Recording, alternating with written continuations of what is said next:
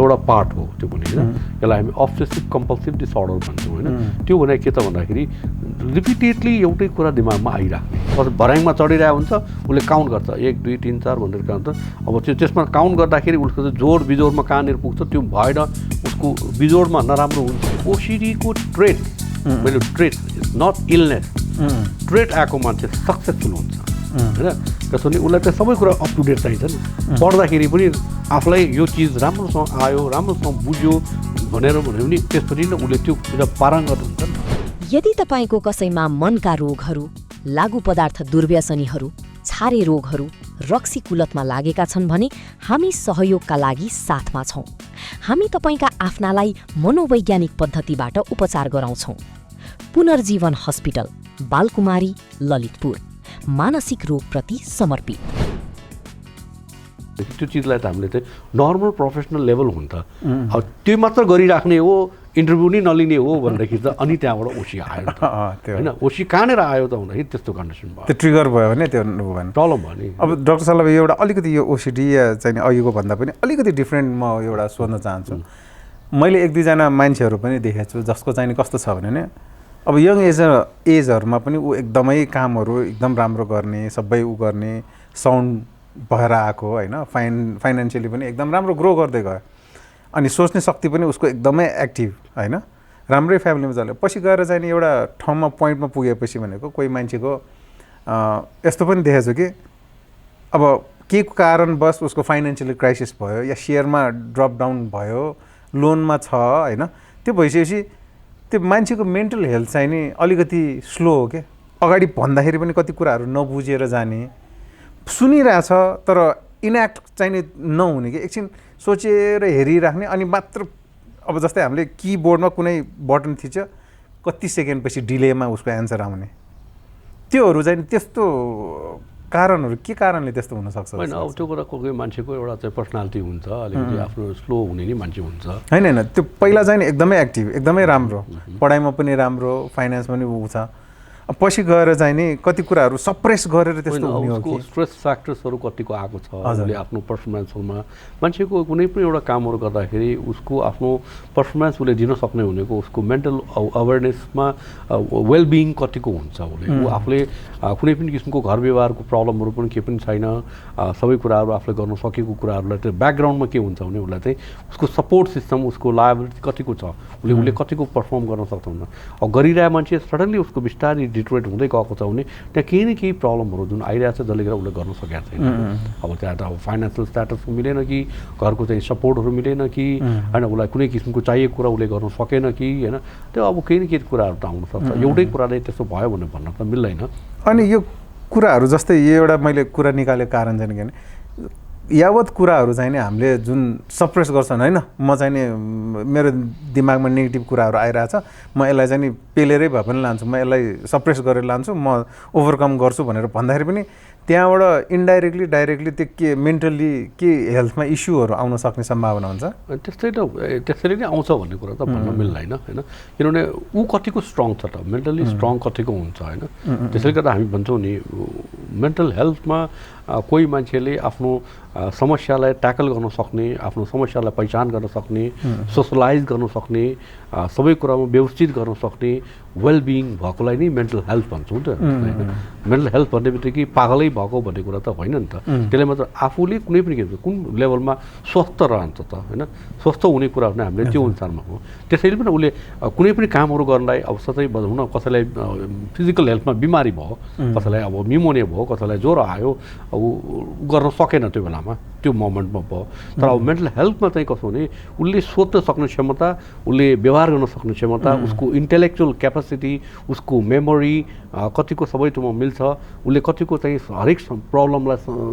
राम्रोसँग समाधान गर्न सक्ने, साथीभाइसँगको डिलिङको क्यापासिटी, घर व्यवहारको डिलिङको क्यापासिटी, फाइनेन्सियल एस्पेक्टको लागि चाहिँ कसरी म्यानेज गर्ने भन्ने डिलिङ क्यापासिटी, त्यो सबै चिजलाई चाहिँ मध्यनजर राखेर एउटा वेलबिङको चाहिँ जुन चाहिँ मेन्टल हेल्थको चाहिँ पार्ट चाहिँ त्यसरी आउँछ। होइन जसले गर्दाखेरि उसलाई चाहिँ हरेक समस्यालाई समाधान गर्न सक्छु भन्ने कुरा आयो होइन त्यो भयो नि त होइन यसो हेर्दाखेरि इट्स सो सिम्पल एकदम राम्रै काम गरिरहेको छ सबै कुरा ठिक छ नि हामीले हेर्दै बित्तिकै थाहा हुन्छ कि यो मेन्टल्ली स्टेबल छ कि छैन त भन्ने कुरा त्यसको लागि त्यसरी जानुपर्ने हो त्यसरी जान्छ होइन त्यो कारणले गर्दाखेरि आउने हो नि त त्यस कुनै अप्ठ्यारो त्यस्तो केही पनि हुँदैन होइन यो चिज हो खास चाहिँ होइन त्यसैले गर्दाखेरि सबभन्दा ठुलो कुरा चाहिँ कसो भने हामीले मेन्टल वेलबिङ चाहिँ एकदमै जरुरी हुन्छ अहिले त एकदम कम्पिटिटिभ सिनारियो छ होइन अब सबैले एकदम सहरमा आइसकेपछि जहिले पनि आफूलाई सक्सेसफुल देखाउनु मात्र होइन सक्सेस हुनै चाहन्छ होइन त्यो कुराहरूले गर्दाखेरि त्यस्तो अर्गनाइजेसनको मान्छेहरू तपाईँहरूसँग कसैसँग भेटघाट भएको छ कि त्यो एकदम मेन्टल हेल्थमा यो चाहिँ नि तपाईँहरू कहीँ आउँदाखेरि पनि उहाँहरूको मेन्टल हेल्थ स्ट्याटस कस्तो फिल गर्नुभएको छ तपाईँले होइन अब मेन्टल हेल्थमा यसो कुरा गर्ने बित्तिकै थाहा भइहाल्छ कि ऊ कतिको मेन्टली स्ट्रङ छ भनेर थाहा भइहाल्छ नि हामीले हेर्ने भनेको उसले बोल्ने तरिका उसले ग्रिटिङ गर्ने तरिकादेखि लिएर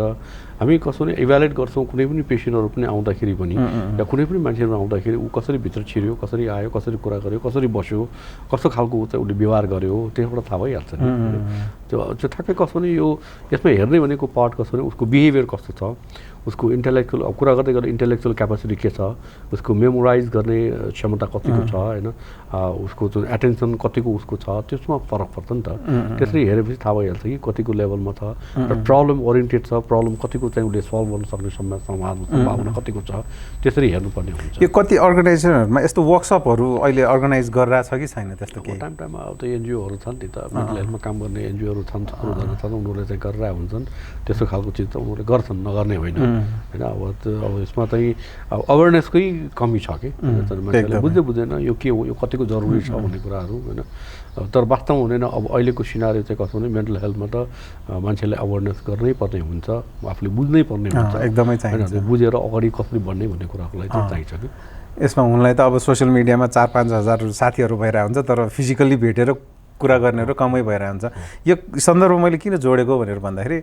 यो केसेसमा चाहिँ नि केटा र केटीहरूमा त्यस्तो मेन्टल हेल्थ इस्युहरू कतिको केटालाई बढी हुन्छ कि केटीलाई बढी हुन्छ कि या बराबर छ के कस्तो होला सर त्यस्तो खालको लेभलमा हुनेको कसरी डिपेन्ड्स अपन द इलनेस वाइडमा हेर्नु न जस्तै डिप्रेसनमा अझ बढी चाहिँ डबल फोल्डै छ फिमेलमा होइन आइमेलाई बढी नै छ होइन अब आइमेलाई बढी हुने खास कारण चाहिँ अब हेर्दाखेरि चाहिँ कसो नै घरको बर्डनदेखि लिएर कामको बर्डनदेखि लिएर अनइम्प्लोइमेन्ट पनि बढी भयो सबै कुरा फ्याक्टर एउटा मात्र फ्याक्टरले यस्तो हुन्छ भन्ने कुरा भएन बढी चाहिँ हुँदै देखिन्छ होइन त्यो चाहिँ अब फिमेलमा बढी हुन्छ अब एन्जाइटी पनि अब फिमेलमै बढी जस्तो देखिरहेको हुन्छ अहिले अब अरू रोगहरूमा कुनै चाहिँ मेल र फिमेलमा बराबरै जस्तो देखिन्छ यसैलाई नै बढी हुन्छ भन्ने कुरा चाहिँ भन्न मिल्दैन तर ओभरअल हेर्ने हो भने चाहिँ फिमेलमा बढी चाहिँ देखिन्छ होइन अब फेरि प्याटर्न्सहरू हेर्ने जस्तै अब सुसाइडको केसेसहरू हेर्ने हो भने चाहिँ सुसाइड गर्ने जुन तौर तरिकाहरू हेर्ने हो भने मेलले गर्ने सुसाइड र फिमेलले गर्ने सुसाइड पनि फरक छ मेलले अलिकति भाइलेन्ट एक्टहरू चाहिँ गरिरहेको हुन्छ माथिबाट जम्प गर्ने गन सर्ट इन्जुरीहरू गर्ने होइन अब नदीमा हाम फालेर ड्रोनिङमा जाने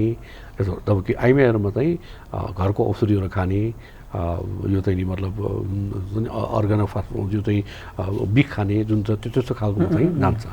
केटाहरू त अब अहिले आजकल भेट्नेहरू कुरा गर्दाखेरि बिजनेस ओरिएन्टेड कुराहरू गर्छन् या एउटा आफ्नो प्रब्लम चाहिँ नि ल्यान्डिङ गर्ने ठाउँ साथीहरूमा हुन्छ भने अहिले म्यारिड केटीहरूको त ल्यान्डिङ एउटा कुराको एउटा निचोडमा ल्याउने साथीहरू पनि हुँदैनन् किनभने बिहा गरेर गइसकेपछि भनेको त्यो कुराहरूले गरेर सप्रेस हुने हो कि त्यो नभएर पनि केटीहरूमा धेरै आएको हो कि कस्तो होला होइन यो कुराहरू कस्तो छ भने वास्तवमा मान्छेलाई आफ्नो मनको फिलिङ्सहरू चाहिँ बाहिर निकाल्नुपर्छ कि अब म्यारिज भइसकेपछि कस्तो नि हाम्रो समाजमा बाहिर निकाले अब सासू ससुरा अब नन्द देवर श्रीमान सबै ठाउँमा एउटा नयाँ घरमा नयाँ परिवेशमा गइसकेपछि आइमाईलाई अलिकति गाह्रो हुन्छ खुलेर कुरा गर्न सक्दैन मनको कुरा मनमै रहन सक्छ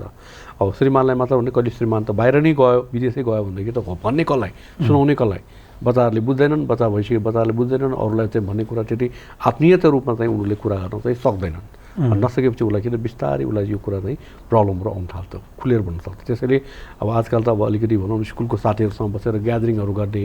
कलेजको साथीहरूसँग बसेर ग्यादरिङहरू गर्ने होइन, या त पुराना आफ्नो जुन छ जोसँग आफ्नो दाजुभाइहरू दिदीबहिनीहरूसँग बसेर पहिला पहिलाको कन्सेप्टमा हेर्नु भने माइती जाने कन्सेप्टहरू छ, माइतीमा जाने हरेक चाडपर्वमा नक्टे भनेर बोलाउने आमाको मुख हेर्ने, बुवाको मुख हेर्ने, त्यो चिजहरू हुने सबै कुराहरू छ। अब अर्को एउटा इन्ट्रेस्टिङ कुरा म बताउँछु एउटा,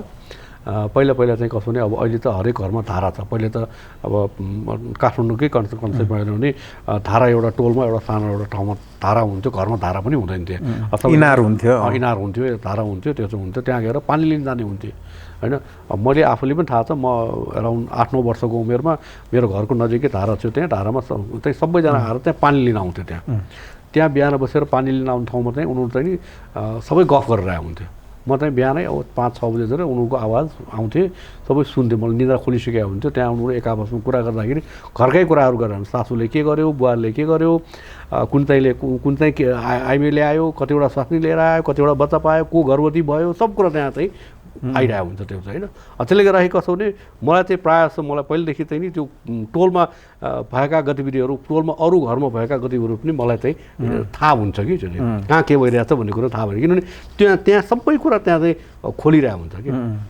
मैले यसो हेर्दाखेरि अहिले त्यो चिज चाहिँ नि अहिले ल्याकिङ छ अहिले। त्यहाँ उनीहरूले के गर्दा आफ्नो मनको कुराहरू, पीडाहरू, चित्त नबुझेको कुराहरू गाली गर्ने भयो, त्यहाँ भन्ने भयो, सहिलो हुने भयो। त्यो चाहिँ यो आइमाईको एउटा जुन यो ग्रुप हुन्छ त्यो हुन्छ जुन। अनि बाहरू जुन छ उमेर गइसकेको बाजेहरूको पनि एउटा के छ भने मेरो घरको नजिकै त्यहाँ पार्टीहरू छ होइन, पार्टीहरूमा बसेर उनीहरू भजन गाउने हुन्छ त्यहाँ होइन, भजन गाउने एकदम कुराहरू गर्ने होइन। त्यहाँ दिउँसो फेरि घाम पनि मजाले हुन्छ, घाम ताप्ने काम त केही पनि छैन। त्यसले के गर्दो रहेछ भने त्यो एउटा ठाउँ चाहिँ एउटा भेन्टिलेट गर्ने ठाउँ हुँदो रहेछ, एक आपसमा कुरा गर्ने ठाउँहरू हुँदो रहेछ कि, जसले गर्दाखेरि उनीहरूलाई चाहिँ एउटा आनन्द दिने हुन्छ। अनि टप अफ द्याट फेरि नेवार कल्चरमा यो जङ्कु गर्ने परम्पराहरू जुन हुन्छ उनीहरूलाई चाहिँ रेस्पेक्ट गर्ने कुरा नि होइन, रेस्पेक्ट गर्ने भयो, उसलाई मान सम्मान दिने भयो होइन, उसबाट आशीर्वाद लिने भयो, दसैँमा उसबाट टिका ल्याउने कुराहरू, त्यो सबैले गर्दा के हुँदो रहेछ हाम्रो चाहिँ सोसल्ली एट्याच, सोसल्ली बन्डिङ हाम्रो जुन कुराहरू छ त्यो पनि एउटा चाहिँ इन्डाइरेक्टली भन्यो भने हिलिङको क्यापासिटी हो कि, उनीहरूलाई चाहिँ एक्लोपना हुन दिँदैनन् कि, जसले गर्दाखेरि त्यो चिज पनि एकदमै जरुरी रहेछ कि। यो पार्टले चाहिँ के गरिदिनु रहेछ भने उसलाई मेन्टल वेलबिइङ उसलाई बनाइराख्दो रहेछ कि उसलाई चाहिँ होइन। अब जस्तै हाम्रो अब घरमै कोही मान्छे बित्यो भने के गर्छौँ हामी प्रायः जसो सबैजना मान्छे आफन्तहरू त्यहाँ भेटघाट हुन्छ, भेट गर्न जान्छ। अब कसैले अब भनौँ न अब फलफुलहरू लिएर जाला, कसैले चाहिँ जुसहरू लिएर जाला, कसैले पैसा पनि ल्याएर चाहिँ दिइरह होला, जसले गर्दाखेरि त्यहाँ हेल्पिङ एटिट्युड भन्थ्यो त्यो। त्यसले गर्दाखेरि त्यो 10 दिनसम्ममा मान्छेहरू आउने जाने सबैजना भइरहेको हुन्छ, सबैले एउटा चाहिँ आएर सबैलाई चाहिँ उसको बारेमा, मरेको मान्छेको बारेमा कुराहरू गर्ने, उसलाई कसरी के भयो कसो भयो भने उसको कुराहरू गर्दा गर्दा के हुन्छ एउटा के भइदिन्छ भने त्यसले चाहिँ उसलाई हो बितेको हो भन्ने आत्मसात पनि हुन्छ र म एक्लै छैन है, मलाई सबैले हेल्प गर्ने छ है भनेको त्यो जुन त्यहाँ क्रिया बस्ने मान्छेहरूको लागि चाहिँ उसलाई चाहिँ एउटा त्यस्तो खालको फिलिङ त्यस्तो भएर आइदिन्छ नि उसलाई, त्यो सपोर्ट सिस्टम चाहिँ त्यसले चाहिँ डेभलप गर्दो रहेछ कि। त्यही त हाम्रो कल्चर अनुसारले 13 दिन बार्ने भनेको बारेर दुःखमा मात्र मनाउने होइन, त्यो इन्टरेक्ट पनि गर्ने, बात गर्ने होइन। त्यो गर्दाखेरि म एक्लै छैन है, तपाईँ एक्लै छैन, हामी पनि सपोर्ट छु है भनेर आउने। आजकल त अब आफन्तहरू देखेर साथीभाइ देखेर सबैजना भेट्न आउने हुन्छ नि त, त्यो चाहिँ एकदमै इम्पोर्टेन्ट पनि हो कि। हाम्रो यो हिन्दू परम्परा अनुसारमा जुन गर्ने जुन कुराहरू यसले पनि धेरै मान्छेलाई चाहिँ एउटा चाहिँ राम्रो परिप्रेक्ष्य चाहिँ डेभलप गरेको रहेछ कि वास्तवमा चाहिँ। किनभने यो अहिले पनि हामीले जुन कुराहरू गर्दाखेरि चाहिँ अब यो कसो भने अब कोही मान्छे बित्यो, कसैलाई भनौँ न ठुलो रोग लाएर बित्यो भने पनि त ठुलो रोग भयो भने के गर्ने भन्ने कुरा हुन्छ नि होइन। अब त्यस्तो बेलामा त जुन एन्जाइटी डिप्रेसन आउनुभन्दा सबभन्दा पहिले अकस्मात हामीलाई चाहिँ भनौँ न अब ठुलो रोग लाग्यो भनेर डायग्नोसिस भयो, सबै क्यान्सरै भयो, भनौँ न कुनै किसिमको ट्युमरै भयो टाउकोमा अकस्मात भनौँ न त्यस्तो खालको देख्यो भने हामी सुरुमा हाम्रो एक्सन के हुन्छ त भन्दाखेरि सुरुमा हामीले डिनायल भन्छौँ कि ए होइन होला, मलाई नै किन भएको त होइन, त्यो पछि पहिले सुरुमा डिनायल हुन्छ। डिनायल भनेको चाहिँ होइन होला, एक्सेप्टेन्स आउँदैन एकैचोटि होइन, मलाई नै भएको त होइन होला, यो त रङ रिपोर्ट हो कि कुनै ऊ नै होइन होला, अर्को रिपोर्ट पऱ्यो कि, अर्को रिपोर्ट पऱ्यो कि आफूलाई मलाई भएको छैन भन्ने कुरा, अनि त्यो क्यान्सर भयो ठुलो भयो। अब हेर्नु त्यो सुरुमा आउँदाखेरि द फर्स्ट रियाक्सन डिनायल हुन्छ कि। त्यसै कोही मान्छे बित्दाखेरि पनि सबभन्दा पहिले आउने हुने ए होइन होला, हिजो मात्र त राम्रोसँग कुरा गरेर आयो, त्यो मान्छे बितेको होइन होला भनेर हामी डिनायल फेजमा आउने हुन्छ। कुनै ठुलो रोग लागेको पनि त्यो हुन्छ। अनि त्यो बिस्तारै उसलाई एक्सेप्ट गर्नलाई चाहिँ सुरुमा चाहिँ त्यसपछि त्यहाँबाट अनि अलिकति अनि मलाई मात्र किन आयो त भनेर उसलाई एङ्गर आउनु पर्छ कि, उसलाई रिस उठ्न थाल्छ उसलाई होइन, अरूलाई भएको छैन मलाई मात्र किन भयो, भगवान्ले मलाई किन दियो यस्तो होइन, भगवान्देखि रिसाउने। त्यही बेलामा चाहिँ कस्तो ठुलो रोगहरू कहिले डाक्टरदेखि रिसाउने होइन, त्यो हुन्छ डाक्टरले राम्रोसँग केयर गरेन, राम्रोसँग हेरेन, मलाई उसले आफूलाई दोष भन्दा पनि अरूलाई दोष दिन खोजिरहेको हुन्छ। त्यस्तो खालको उसलाई चाहिँ रिस उठ्ने हुन्छ होइन। अनि त्यसपछि त्यहाँबाट अलिकति समय भइदिए भए अझ म के गर्न सक्छु कि, अझ म अरू कामहरू गर्न सक्छु कि होइन, म उसलाई चाहिँ आफूले गर्नुपर्ने कर्तव्यहरू धेरै बाँकी छन्, धेरै छ। अब म मर्न लाग्यो कि अब त्यो मर्नुभन्दा त अगाडि केही न केही त कामहरू गर्नु पऱ्यो होइन, केही बाँकी भएको कुराहरू आफ्नो ऋणको आफ्नो व्यवसायको त्यसलाई अझ राम्रोसँग उन्नति गर्नु बाँकी छ कि भन्ने त्यो कुराहरू आउने हुन्छ। अनि त्यो गर्दा गर्दा उसले चाहिँ अनि डिप्रेसनमा जान्छ कि अहिले चाहिँ होइन, डिप्रेसन ओहो अब म खत्तम भयो, अब म केही पनि गर्न सक्दिनँ भने ऊ चाहिँ पुरै चाहिँ नि आफूलाई चाहिँ मतलब डिमोरलाइज भएर चाहिँ बसिराख्नुपर्ने हुन्छ। अनि लास्ट मोमेन्टमा उसलाई चाहिँ एक्सेप्टेन्स आउँछ। यो एक्सेप्ट आउने भनेको चाहिँ ठुलो रोग लगाएर तुरुन्त आउने चाहिँ अब जस्तै क्यान्सर लागेको कन्डिसनमा पनि त्यही नै हुने हुन्छ। सुरुमा एकैचोटि आउने भनेको पहिले सुरुमा डिनायल हुन्छ, त्यसपछि रिस उठ्न थाल्छ, त्यसपछि अलिकति समय आयो भने के गर्न सकिन्छ भने छ, त्यसपछि डिप्रेसनमा आउँछ, अनि त्यसपछि आएर चाहिँ उसलाई चाहिँ अनि बल्ल बल्ल उसलाई चाहिँ एक्सेप्ट गर्न आउँछ। त्यसरी यो 5वटा फेजमा बिस्तारै बिस्तारै त्यसरी जाने हुन्छ। अनि त्यति बेलामा ऊ चाहिँ धेरै नै गाह्रो भइसकेको हुन्छ। अब त्यसले उसले चाहिँ बुझ्दैन। फेरि आजकल हामी चाहिँ के गर्छौँ भने प्रायः जस्तो चाहिँ क्यान्सर लाग्यो भनेर पेसेन्टलाई भन्दैनौँ, लुकाउँछौँ, उसलाई नभनौँ नसुनाउँ, के पनि नगरौँ भन्ने कुराहरू हुँदो रहेछ।